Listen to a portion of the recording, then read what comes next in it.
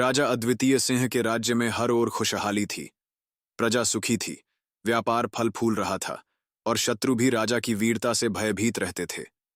लेकिन इस शांति के पीछे एक गहरा रहस्य छिपा था, जिसे स्वयं राजा भी नहीं जानते थे।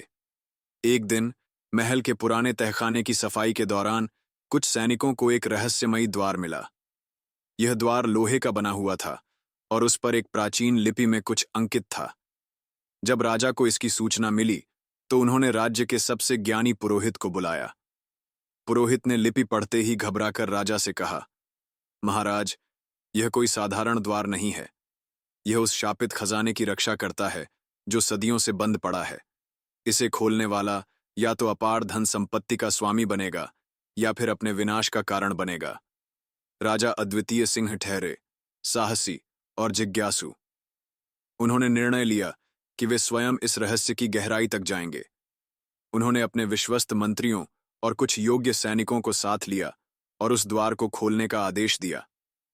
जैसे ही द्वार खुला, एक तीव्र रोशनी फैली और सभी की आंखें कुछ समय के लिए चौंधिया गईं।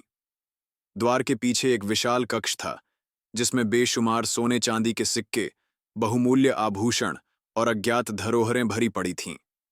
लेकिन सबसे आश्चर्यजनक चीज थी एक पत्थर की मूर्ति, जिसके हाथ में एक चमकती हुई तलवार थी। जैसे ही राजा ने उस तलवार को उठाने की कोशिश की, मूर्ति अचानक जीवंत हो उठी और गरजती हुई आवाज में बोली, जिसने भी यह तलवार उठाने का प्रयास किया, उसे इसका मूल्य चुकाना होगा। राजा और उनके सैनिक स्तब्ध रह गए।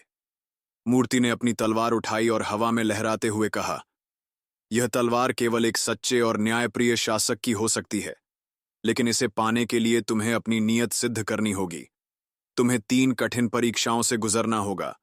यदि तुम असफल हुए तो यह खजाना तुम्हारे राज्य के लिए शाप बन जाएगा। राजा ने बिना भय के परीक्षाएं स्वीकार कर लीं। पहली परीक्षा थी सत्य की परीक्षा। राजा को अपने जीवन की सबसे बड़ी गलती स्वीकार करनी थी, लेकिन राज्य की प्रतिष्ठा को ठेस पहुंचाए बिना। उन्होंने अपनी गलती को स्वीकारा और सत्य की रक्षा की। दूसरी परीक्षा थी बल की परीक्षा। राजा को बिना हथियारों के एक दैत्य से लड़ना था। अपने कौशल और बुद्धिमत्ता से उन्होंने दैत्य को परास्त किया। तीसरी और अंतिम परीक्षा थी त्याग की परीक्षा। राजा को अपने प्रियतम धरोहर का त्याग करना था, जिससे उनका भावनात्मक लगाव था। उन्होंने निसंकोच अपनी सबसे प्रिय वस्तु त्याग दी, जिससे यह सिद्ध हो गया कि वे स्वार्थी नहीं हैं। तीनों परीक्षाएं सफलतापूर्वक पार करने के बाद मूर्ति पुनः पत्थर बन गई और तलवार राजा अद्वितीय सिंह के हाथों में आ गई। यह केवल एक साधारण तलवार नहीं थी, बल्कि उसमें अपार शक्ति थी। राजा ने उस खजाने को प्रजा के कल्याण में लगाया और राज्य को और भी समृद्ध बना दिया।